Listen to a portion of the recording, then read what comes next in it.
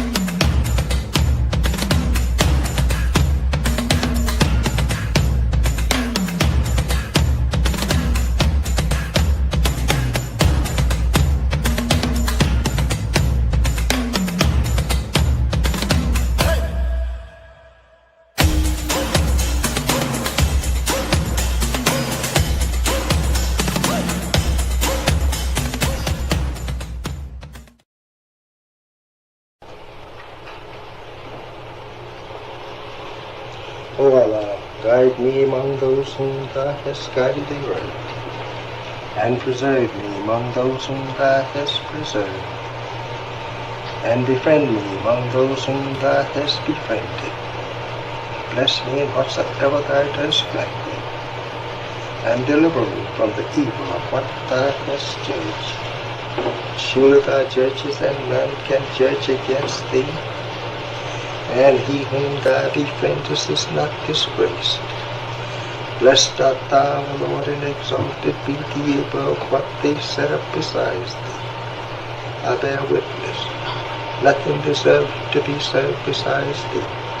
And I bear witness that Muhammad is Thy servant and apostle. Amen.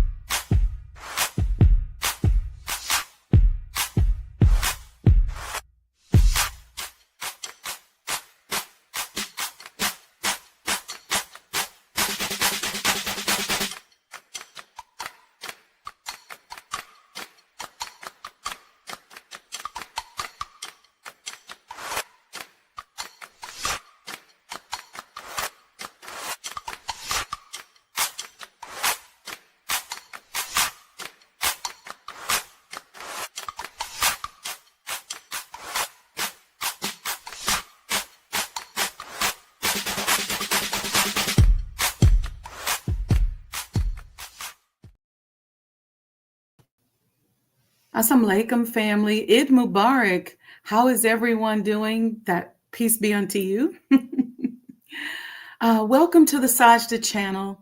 We were going to talk about something else today, but I thought it would be appropriate for us to have a conversation about this executive order that was signed yesterday by President Trump, entitled Restoring Truth and Sanity to American History. So many of you who watch the show, obviously, you know that I am the founder and curator of the Honorable Elijah Muhammad House Museum. I acquired the home back in fall of 2018, and we've been working to use it as a means to preserve history.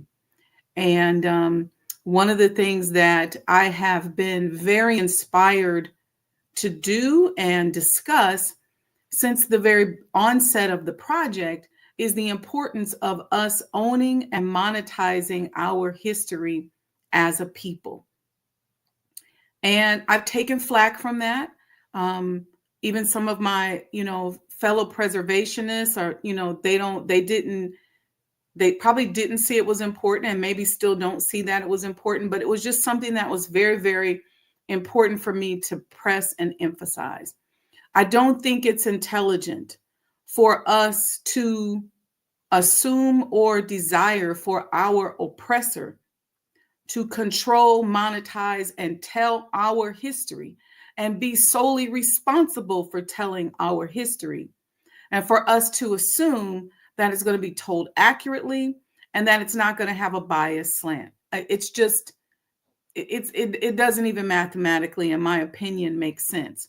And even when it comes down to funding,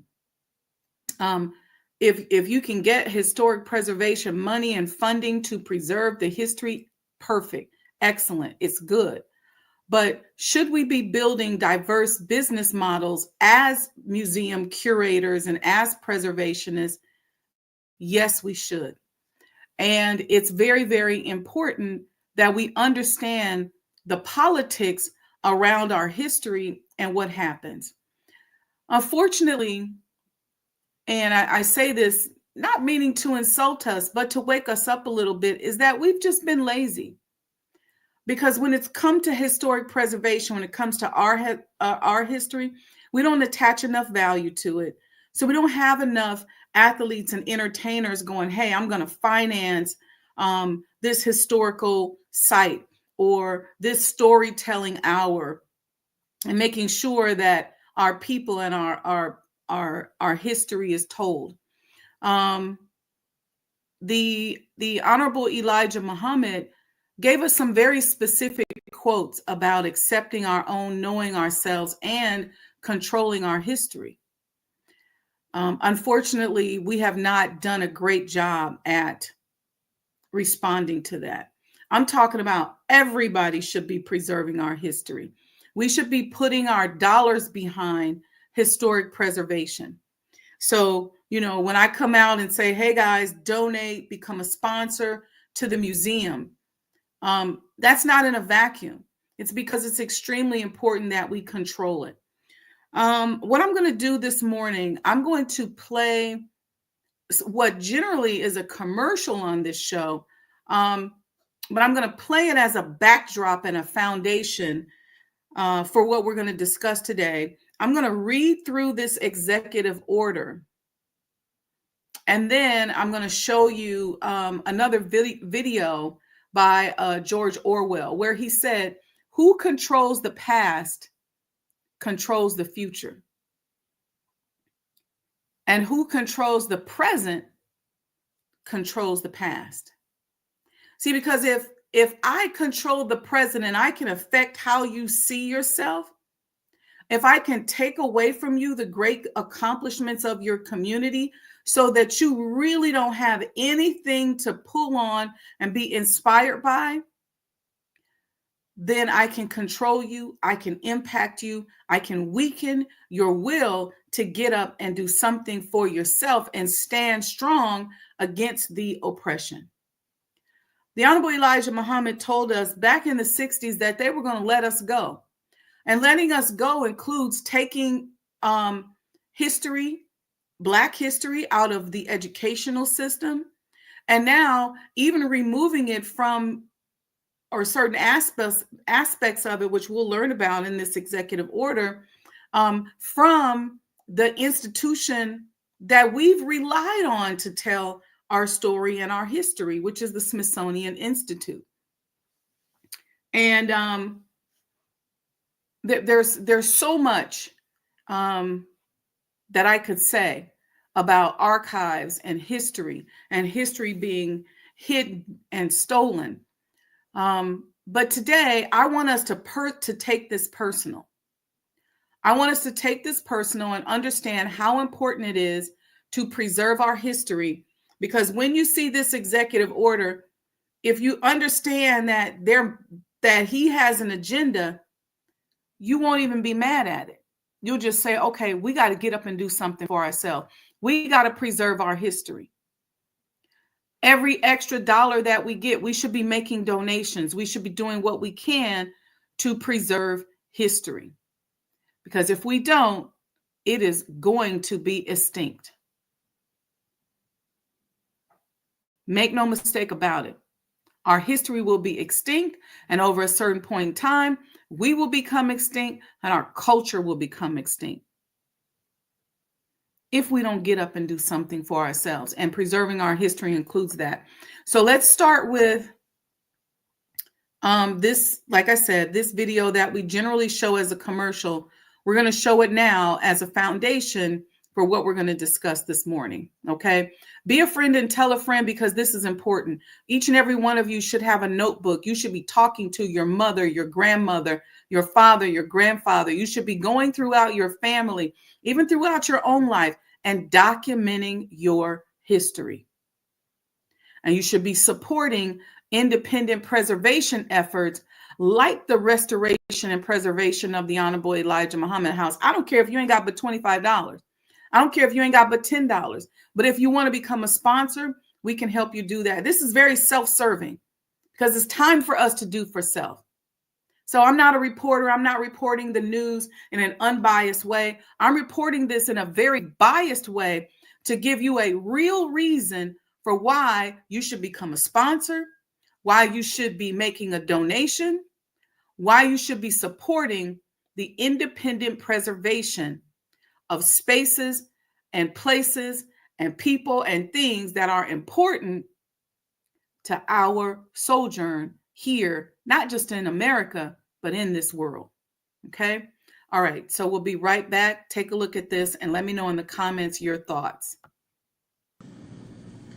The Honorable Elijah Muhammad, who in my judgment is the master historian,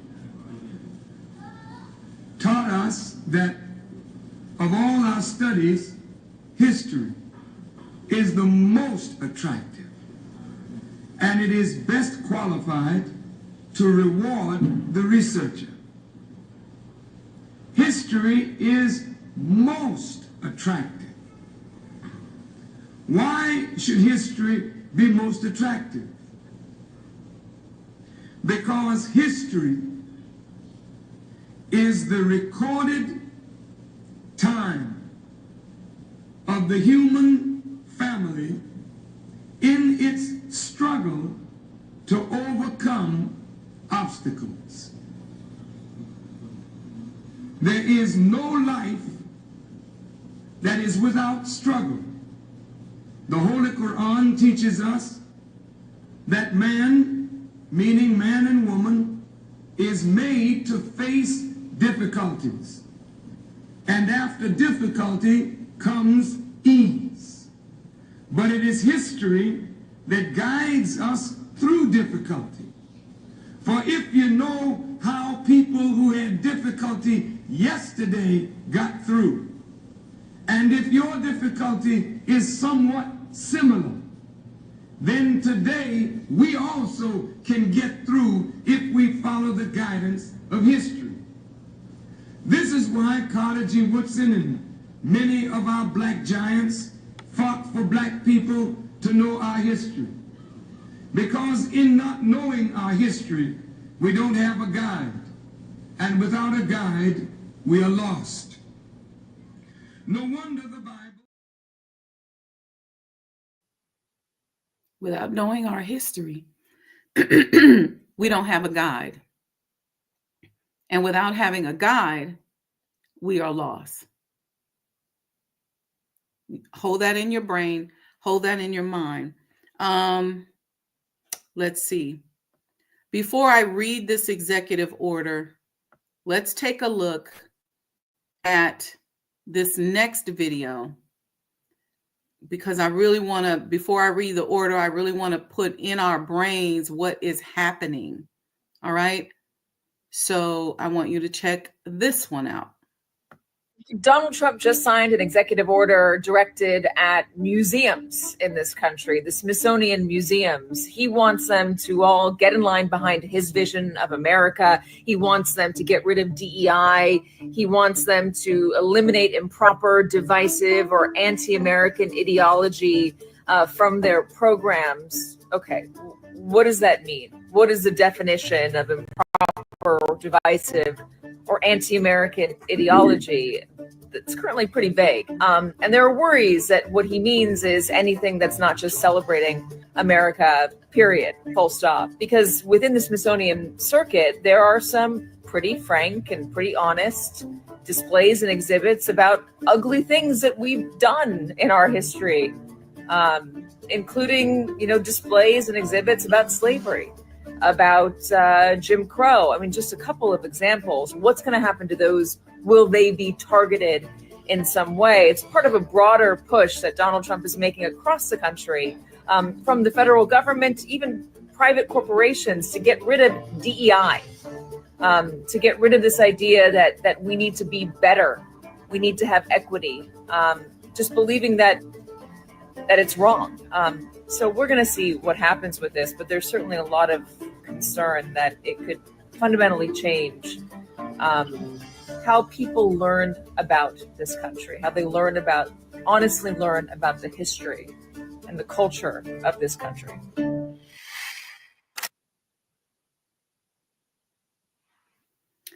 All right. Let me say this before we move on to read the executive order.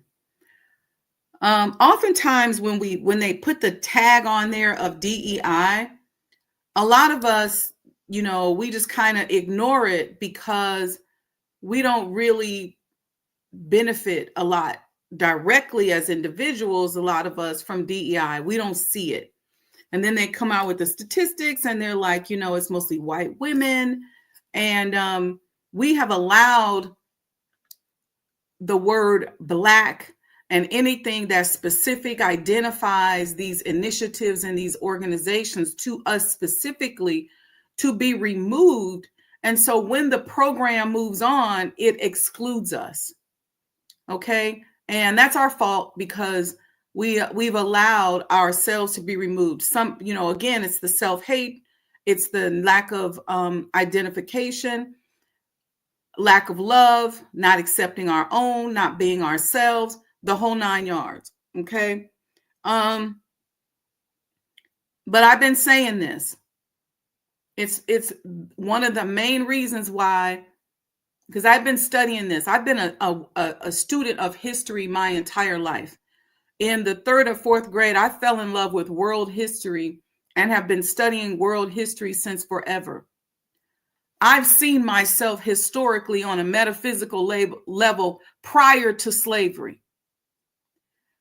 When the Honorable Elijah Muhammad taught us, and I learned as being a student about the original man and being a descendant of the original man, the original God, the creator, being a descendant of that, direct descendant meant something to me. It hit me in a certain way because I have been studying all of these empires all my life. The Mali Empire, even the Roman Empire, the Ashanti Kingdom, all of that. Queen Makeba, Queen Amina. I'm into it. I'm all about it. I was just studying the other night. I literally had a dream about a queen and I couldn't figure out, but I had a vision and I started searching the internet for these queens and I found out it was Queen Kubabi, which we may do a show on that. I may come out tomorrow and talk about Queen Kubabi. Point of the matter is this. When we can identify with our history, when our children know the importance of history, they have a guide. They understand patterns. And see, when you are nation building, when you are empire building, you need to understand pattern. You need to understand the importance of culture.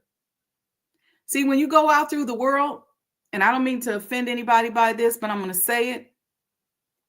If you're a Muslim, and in some spaces in Christianity, but especially in Islam, there are certain cultural nuances that are not necessarily religious. Just like in the Nation of Islam, we have a culture. that is specific to our resurrection and to our nation building and empire building. We can collect all the money in the world, but if we don't know who we are, and if we're constantly being in a position where, look, it's a setup. You go out here, you become a billionaire.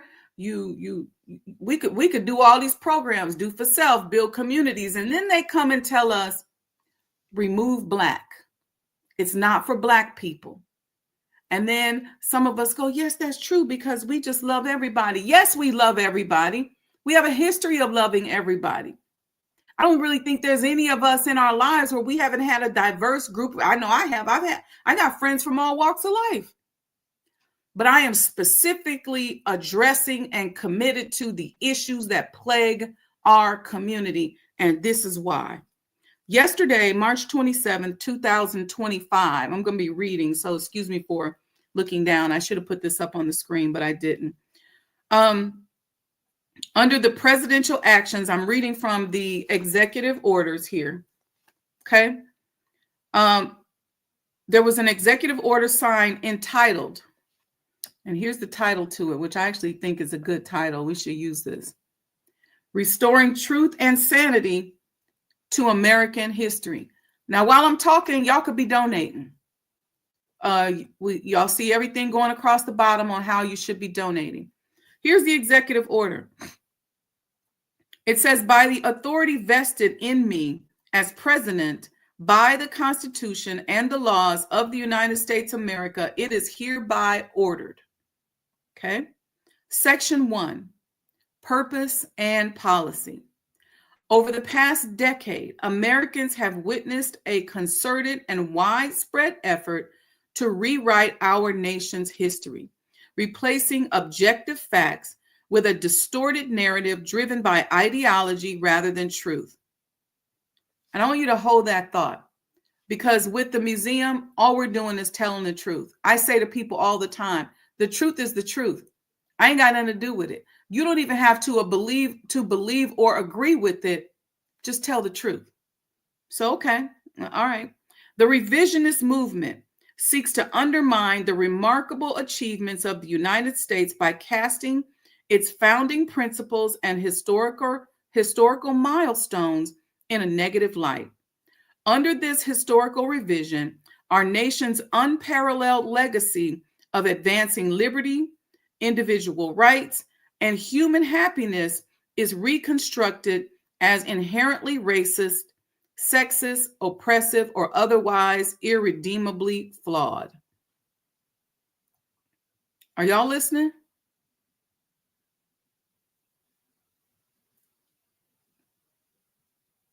Nation's unparalleled legacy of advancing liberty. For who? Because there's a whole history of murdering indigenous people right here on this soil. Our blood is soaking this soil, to enslaving, kidnapping, and enslaving an entire group of people. Our bodies fill the Atlantic Ocean. Our DNA is all up in the Atlantic Ocean because so many of us died on that journey. And so many of us died here on this soil. Our blood and DNA is mixed with the soil of this country. All right? That's right. Inherently racist, sexist, oppressive, and otherwise irredeemably flawed. Rather than fostering unity and a deeper understanding of our shared past, I like that part. The widespread effort to rewrite history deepens societal divides and fosters a sense of national shame regarding the progress America has made and the ideals that continue to inspire millions around the globe. Okay? Now, I'm going to keep going. The prior administration advanced this corrosive ideology. At Independence National Historical Park in Philadelphia, Pennsylvania, where our nation declared that all men are created equal, except the murdered indigenous people and the hundreds and thousands of enslaved people, but okay. The prior administration sponsoring training by an organization that advocates dismantling Western foundations and interrogating institutional racism, and pressured National Historic Park rangers that their racial identity should dictate how they convey history to visiting Americans because America is purportedly racist. I'm going to let y'all form your own opinion. Once widely respected as a symbol of American excellence and a global icon of cultural achievement, and the Smithsonian Institution has, in recent years, come under the influence of a divisive race-centered ideology. This shift has promoted narratives that portray American and Western values as inherently harmful and oppressive. For example, the Smithsonian American Art Museum today features The Shape of Power, Stories of Race and American Sculpture, an exhibit representing that societies, including the United States, have used race to establish and maintain systems of power, privilege, and disenfranchisement.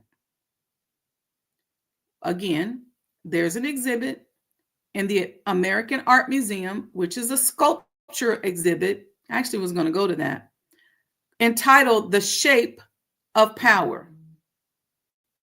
It is regarding stories of race and American sculpture. Love the name, Race and American Sculpture. This executive order goes on to describe it as an exhibit representing that, quote, I think this is a quote from the museum, societies, including the United States, have used race to establish and maintain systems of power, privilege, and disenfranchisement, close quote. The exhibit further claims that, quote, sculpture has been a powerful tool in promoting scientific racism, close quote, and promotes the view that race is not a biological reality, but a social construct, stating, quote, race is a human invention, close quote. Let me keep going. The National Museum of African American History and Culture has proclaimed that hard work, individualism, and the nuclear family are aspects of white culture. The forthcoming Smithsonian American Women's History Museum plans on celebrating the exploits of male athletes by participating in women's sports. These are just a few examples. It is the policy of my administration to restore federal sites dedicated to history, including parks and museums, to solemn and uplifting public monuments that remind Americans of our extraordinary heritage, consistent progress toward becoming a more perfect union, and unmatched record of advanced liberty, prosperity, and human flourishing. Museums in our nation's capital should be places where individuals go to learn, not to be subjected to ideological indoctrination of divisive narratives that distort our shared history.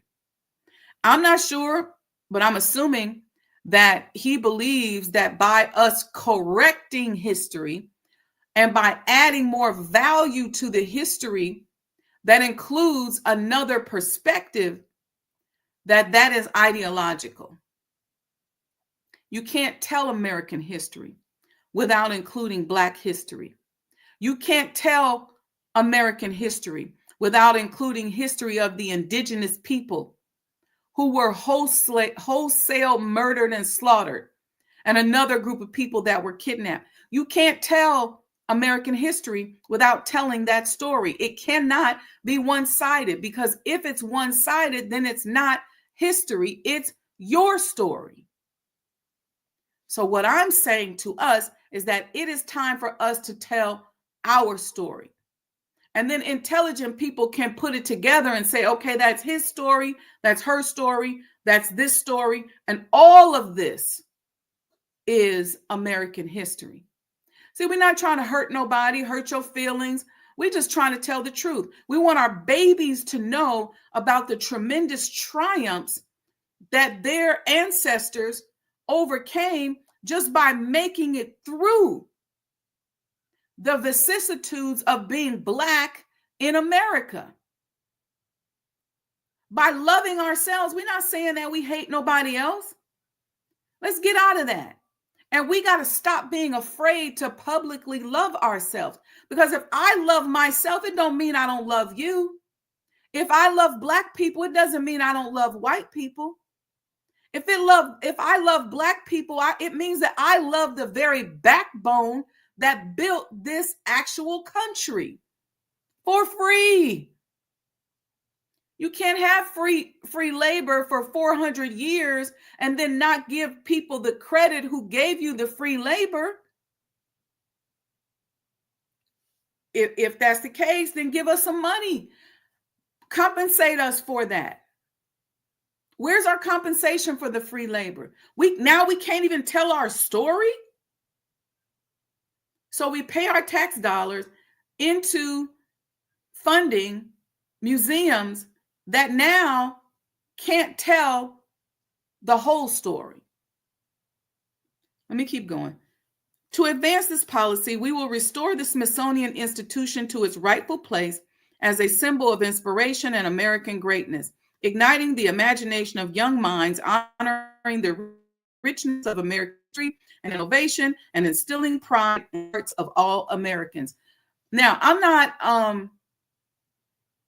all rah-rah over the Smithsonian either, because they have not done us right either. And if you know the history of Smithsonian, and probably if you go over there and go in that basement, you're going to see a lot of stuff that really should be out there on the shelves.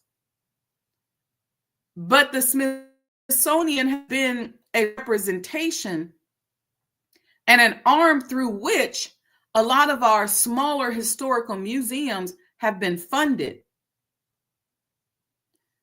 Because we are not financing our own museums. Let me tell you something. Athletes, entertainers, give some money to these small museums. We have scrolling. This is a very biased presentation. We have scrolling across the bottom here how you can support the sacred renovation and restoration of the former home of the Most Honorable Elijah Muhammad, which is the single most important piece of property in modern day Black history. And those of you in the chat who know, start putting some names in the chat of the people that you know of that visited this home, that with the recordings that we have, with just being in the space, a very peaceful and beautiful space, that the renovation of which has increased property values in the neighborhood, in the entire area. We took a broken down, almost dilapidated space that they were asking $745,000 for, that probably wasn't worth it because it was in bad shape.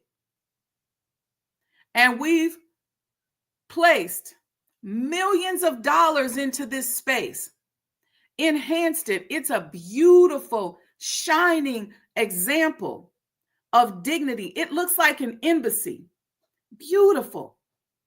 We literally train people and talk to people about how to approach the space, how to respect the neighborhood, how to respect the entire dignity and sacredness of the space. It's shining, and we've put millions of dollars in it. And I guarantee you that most of the homes in the neighborhood, since we purchased that house in 2018, the valuations have increased at minimum 30 to 40%. We've invested over $6 million in that space. We're looking to raise another couple $100,000 so that we can complete it and begin to invite you there so that you can see this sacred space where all of this history took place. The single most important piece of property in modern day Black history. But in my brain, very early on, I said, we got to independently fund this. The Honorable Elijah Muhammad told us to get up and do for self. And I believe that he is very proud of what we have done thus far. And we want to continue to make him proud. We want to continue to have a space where people, not just Black people, but of course, Black people need to know, but people from around the world can come and learn about a movement that was born out of the suffering that a people endured, and an effort, a very successful effort, to resurrect and lift those people out of the mud and make them valuable contributors to the world and to American society.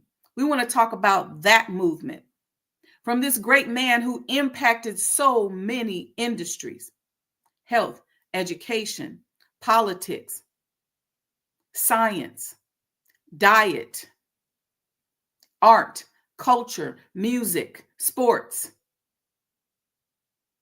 Because there were things that needed to be corrected. We didn't know how to eat. We didn't know how to live. We didn't know how to do for ourselves. We were just up out of slavery in the 1930s, still thinking that somebody was going to save us out of our condition. And we got a savior. We received a savior who taught us how to live, how to accept our own, how to be ourselves.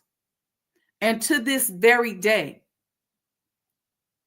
the action of teaching us to be creative, to do for self, has changed American culture. Every culture in America, just about every invention, whether it's hip hop culture, whether it's the invention of the stoplight, the ironing board, or the refrigerator, came about as a result of us as a people, with our beautiful and industrious selves, creating industry and products and services, to help cushion the blows and improve our lives, ourselves. Those things became industries. We create organizations. We create opportunities because of our suffering. And then y'all take it and run from it and say, let's remove the Black from it, and we're going to use that. Thank you. And you make millions and millions and millions of that out of it. Let's keep going here. Section 2, saving our Smithsonian. The vice president, in consultation with the assistant to the president of domestic policy and the special assistant to the president and senior associate staff secretary, Lindsay Halligan, Esquire, shall work to effectuate the policies of this order through the role of the Smithsonian Board of Regents with respect to the Smithsonian Institution and its museums, education and research centers, and the National Zoo, including by seeking to remove improper ideologies such as properties, and shall recommend to the president any additional actions necessary to fully effectuate such properties. All right? You can go back to this, including by seeking to remove improper ideology from such properties. B, the vice president and the director of the Office of Management and Budget shall work with the Congress to ensure that future appropriations to the Smithsonian Institution. Next one says, here's the future appropriation. Okay, let me read that again because I didn't do that right. The vice president and the director of the Office of Management and Budget shall work with the Congress to ensure the future appropriations to the Smithsonian Institution. First one is prohibit expenditure or exhibits or programs that degrade shared American values, divide Americans based on race, or promote programs or ideologies inconsistent with federal law and policy. Y'all smart. You can do the math on that. Second one is celebrate the achievements of women in the American Women's History Museum and do not recognize men as women in respect in the museum. All right. The third appropriation, the director of the Office of Management and Budget and the Secretary of the Interior shall take any other measures within their authority to promote the policy of this order. And the last appropriation listed here says, as appropriate, the Vice President shall, in consultation with the Assistant to the President for Domestic Policy and Special Assistant to the President and Senior Associate Staff Secretary, Lindsay Halligan, Esquire, work with the Speaker of the House of Representatives and the Senate Majority Leader to seek the appointment of citizen members to the Smithsonian Board of Regents committed to advancing the policy of this order. Now, I don't agree with redefining women. I don't agree with that. I don't agree that men can be women. That's not in the religion that I practice. And so that part of it, okay, fine. I don't agree that men should be competing in women's sports, whether they have transitioned as a woman or identify as a woman or not. I don't agree with that. So I just want to, state that. Let me just keep going here. Section 3, restoring Independence Hall. The Secretary of Interior shall provide sufficient funding as available to improve the infrastructure of Independence National Historic Park, which shall be complete by July 4, 2026, the 250th anniversary of the signing of the Declaration of Independence. Section 4, restoring truth in American history. A, the Secretary of Interior shall determine whether, since January 1st, 2020, public monuments, memorials, statues, markers, or similar properties within the Department of the Interior's jurisdiction have been removed or changed to perpetrate a false reconstruction of American history, inappropriately minimize the value of certain historical events or figures, or include any other improper partisan ideology.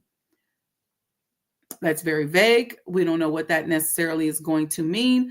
But what it sounds like is that when you begin to add our sojourn to that history, they are seeing that as a change, or they could see that as a change in ideology. And what I'm saying to you and I, while yes, this is egregious and we should be fighting on this front as well to make sure that our history is told by a country that we built, we also got to get busy to independently tell our own story and support museums like the renovation and restoration of the former home of the Honorable Elijah Muhammad House. I'm also one of the founding members of the Coalition of Black House Museums. Go to our website, Coalition of Black House Museums. You can Google us. You'll see the houses out there that we support. We have a lot of other properties that we support that aren't yet up on the website. Support those properties. Support the independent recitation and telling of our story and our history. When I first started preserving the Honorable Elijah Muhammad House, I had a young student who was about 10 years old. When I made a presentation and started talking about how the great Reverend Dr. Martin Luther King Jr. walked right up that sidewalk, right through those doors and into the sitting room of that home and met with the most honorable Elijah Muhammad. Okay? The young boy said to me, was Martin Luther King a slave? Because he had not been taught history. He did not even know his own history. I'm going to take it a step further. Do you know how many Muslim children that I would talk to that said, I didn't even know that the Honorable Elijah Muhammad lived here. I didn't even know he did all of that stuff. This is egregious, people. It's a damn shame. And so these individual museums need to be supported. Let me keep going. Let's see. We were reading the Restoring Truth of American History, and the Secretary of Interior shall also take action to reinstate the pre-existing monument, memorials, statues, markers, or similar properties as appropriate and consistent with 43 USC 1451 at Sec 54. And it goes on with some laws that they're doing. They're going to be restoring some of these statues that were torn down during the Black Lives Matter movement. Also, they will take action as appropriate and consistent with applicable law to ensure that all public monuments, memorials, statues, markers, or similar properties within the Department of Interior's jurisdiction do not contain descriptions, depictions, or other content that inappropriately disparage Americans past or living, including persons living in colonial times, and instead focus on the greatness of the achievements and progress of the American people, or with respect to natural features, the beauty, abundance, and grandeur of the American landscape. That paragraph right there is loaded. I don't know if y'all caught that. I don't know if y'all caught that. I'm gonna read that one more time. I know we're running short on time, but the Department of Interior shall take action as appropriate and consistent with applicable law to ensure that all public monuments, memorials, statues, markers, or similar properties within the Department of Interior's jurisdiction do not contain descriptions, depictions, or other content that inappropriately disparage Americans past or living, parentheses, including persons living in colonial times, close parentheses, and instead focus on the greatness of the achievements and progress of the American people, or with respect to natural features, the beauty, abundance, and grandeur of the American landscape. So much historical stuff I could say here, but we're going to keep going because we can go throughout history with the blowing off the face of the Sphinx and all the historical artifacts that were destroyed in the Middle East during these recent wars. Section 5, general provisions. This is the last one.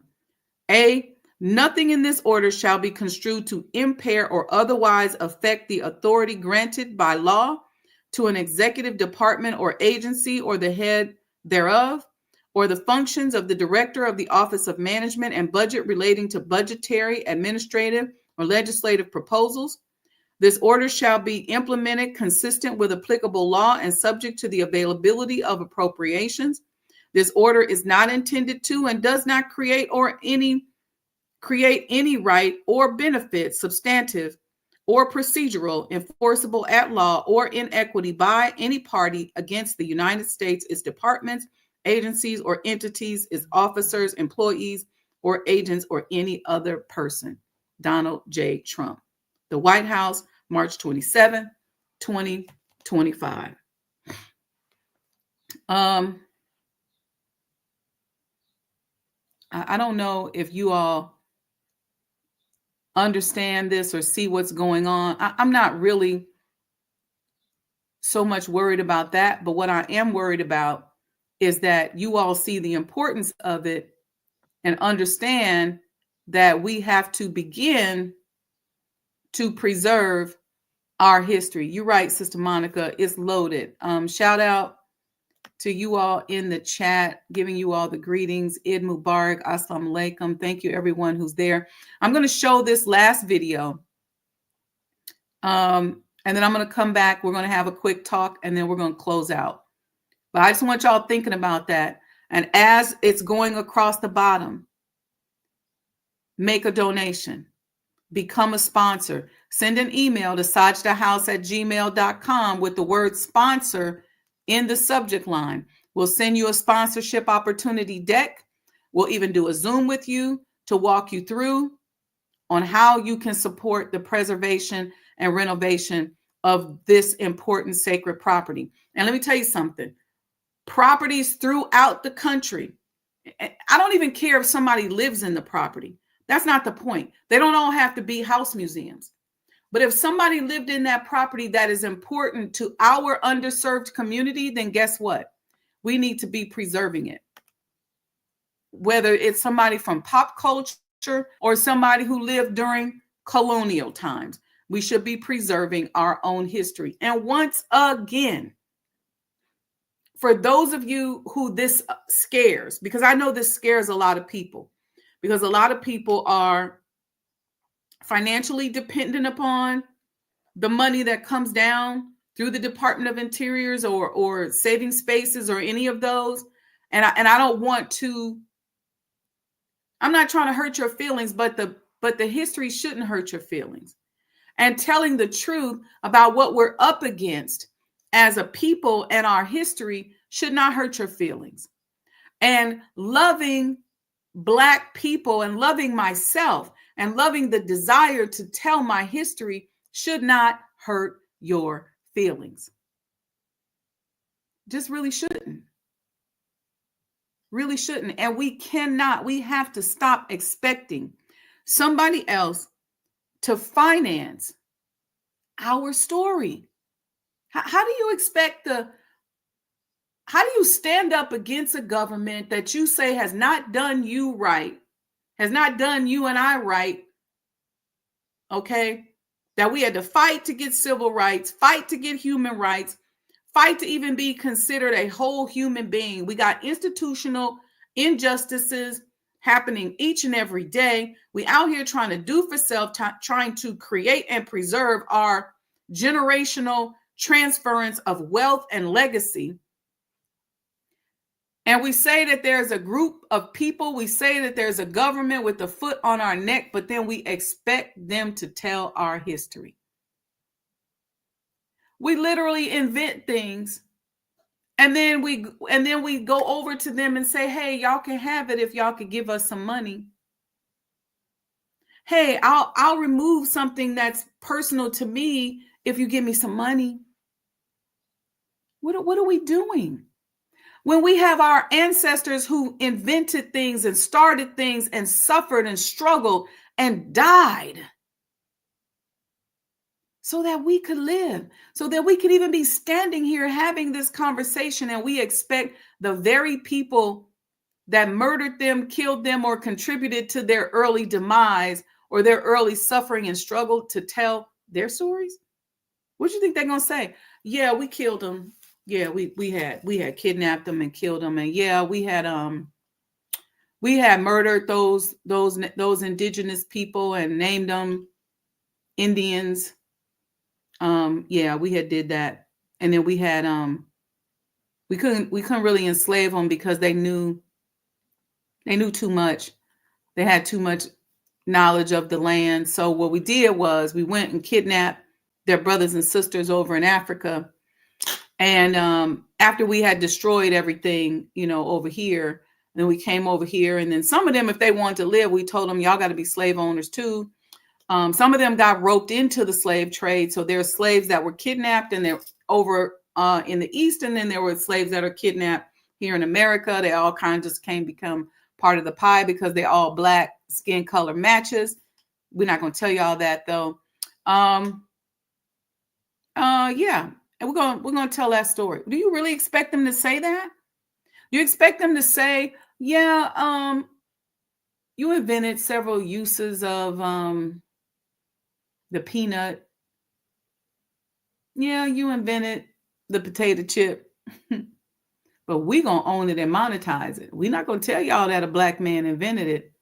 Yeah, y'all invented the ice cream scooper. Yeah, y'all did a lot of stuff, but we sick of all this hidden figure stuff and all of that. We don't want to tell your stories no more. Guess what? Our filmmakers, our business people like you and I, lay people, we all got to be about telling our history and our story. Because if we don't, they're not going to tell it for us no more. And they're not going to finance it for us no more. And so don't worry about the money. Why? Because trillions of dollars move through our community. Trillions of dollars. And so some of that can be redirected. I did it. Instead of buying a $5,000 purse, several times a year. I'm like, you know what? This money can go into a business. Maybe instead of buying a $200,000 vehicle, I get a $80,000 vehicle or $100,000 vehicle, and the rest of that can go towards preserving our history. Because what about our babies? Somebody got to make the sacrifice. Somebody got to do it. All right, check out this video. I think we may have shown this before on the show, but I want you all to check this out, and then I'll be right back and we'll close out.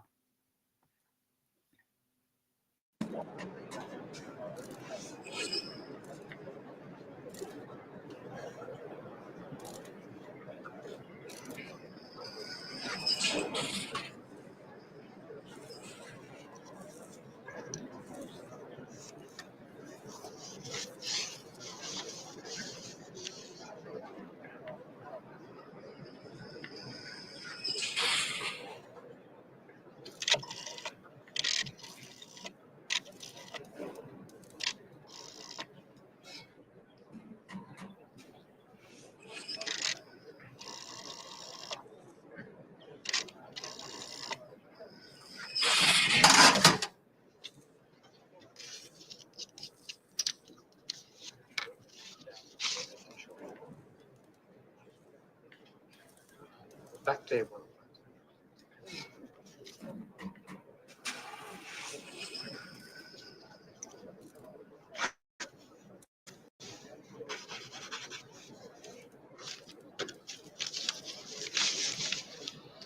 Rev Times 14284, page 3 by line 2 should read: Mini-prod forecast increased choco ration April 1984 from 20 to 25 grams per week.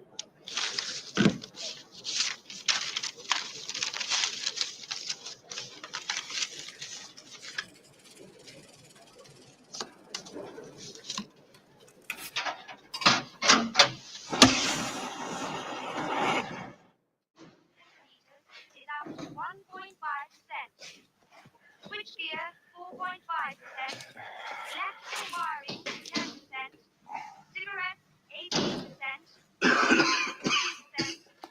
Morning, Chris. Parsons? Heard the rumour? Good news, is it? Oh, I should say so, yes. Choco rations going up. Really? 25 grams next week. Double plus good, eh?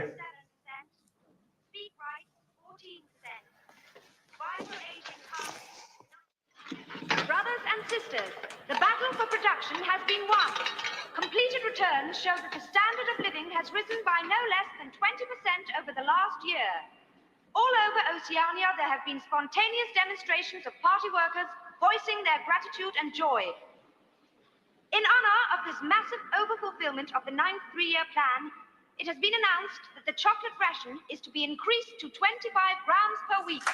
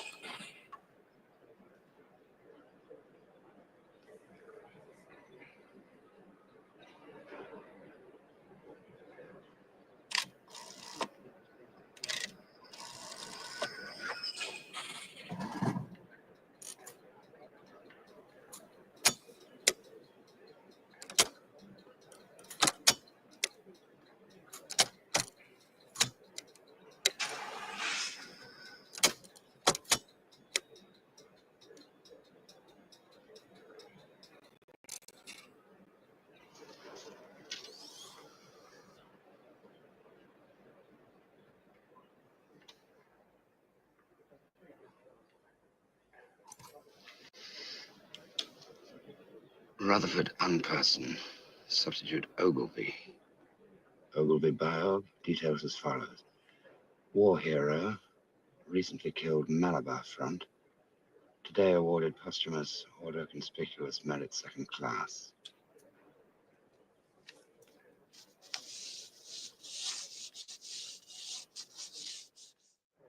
Of rehab reward from unearthable zones, remaking dust and 8 interstate plus band levels. Intent Ego 1980 level in dust, output by 48%. Stop any deletion.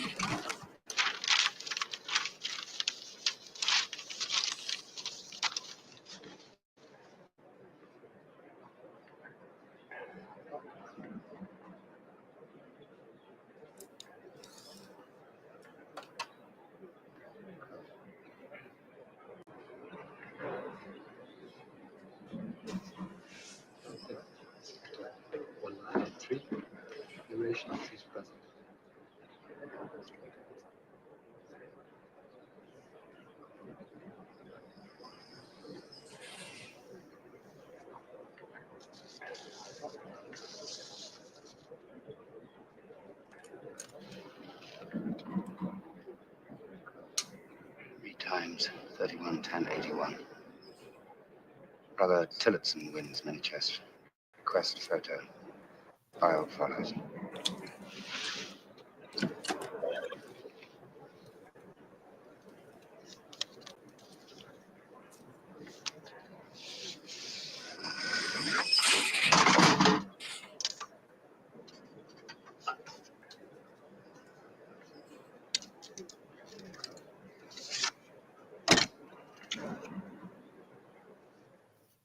Is to be named after Sub-Lieutenant Ogilvy, hero of the state of Oceania. Recently awarded, posthumously, the Order of Conspicuous Gallantry for his actions in the recent glorious victory over the forces of East Asia on the Malabar front in South India.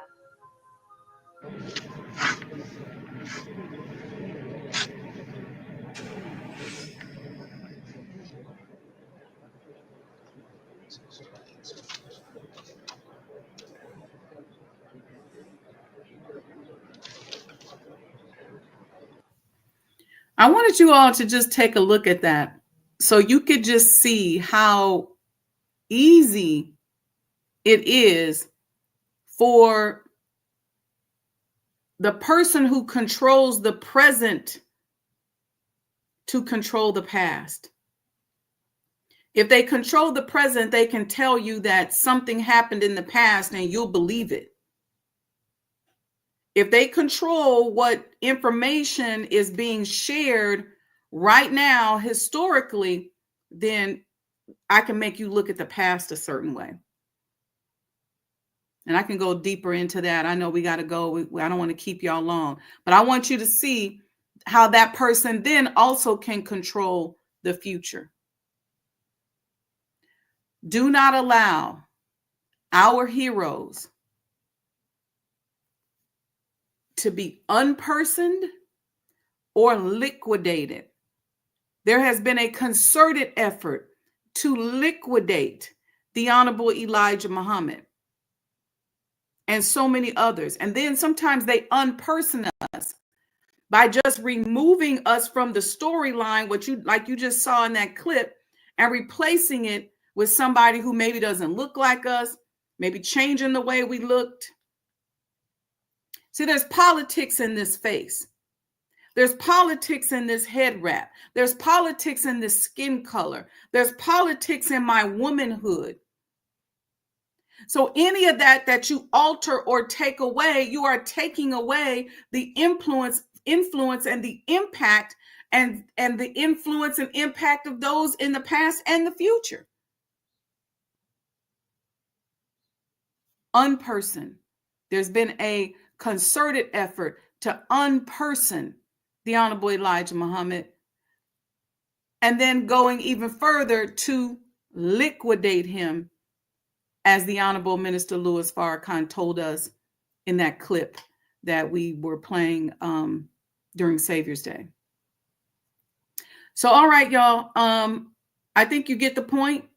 I'm going to close out here today, let you all think about this. Share this video with anybody who's thinking or considering supporting and donating any museum, but most specifically, this is very, very biased, the renovation and restoration of the former home of the Honorable Elijah Muhammad. And guess what? Everybody's not going to understand it. Everybody's not going to get it. Everybody's not going to want to participate. So don't look for it to be everybody, because unity doesn't necessarily mean uniformity.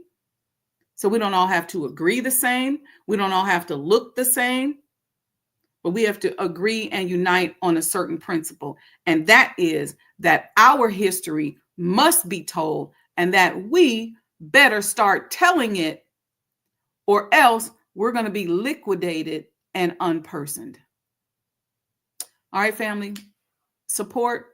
Go to sajdahhouse.com. Make sure you join the mailing list. There's ways on there in which you can donate. If you want to be a sponsor, go to sajdahhouse@gmail.com. Send an email with the word support in the subject line. Love you all. Peace and blessings. I'm going to show you the video again where the minister's breaking down the very foundation of what we're talking about today. And then we'll be out, and inshallah, I will see you all very soon. Eid Mubarak. The Honorable Elijah Muhammad, who in my judgment is the master historian, taught us that of all our studies, history is the most attractive, and it is best qualified to reward the researcher. History is most attractive. Why should history be most attractive? Because history is the recorded time of the human family in its struggle to overcome obstacles. There is no life that is without struggle. The Holy Quran teaches us that man, meaning man and woman, is made to face difficulties. And after difficulty comes ease. But it is history that guides us through difficulty. For if you know how people who had difficulty yesterday got through, and if your difficulty is somewhat similar, then today we also can get through if we follow the guidance of history. This is why Carter G. Woodson and many of our black giants fought for black people to know our history. Because in not knowing our history, we don't have a guide. And without a guide, we are lost. No wonder the Bible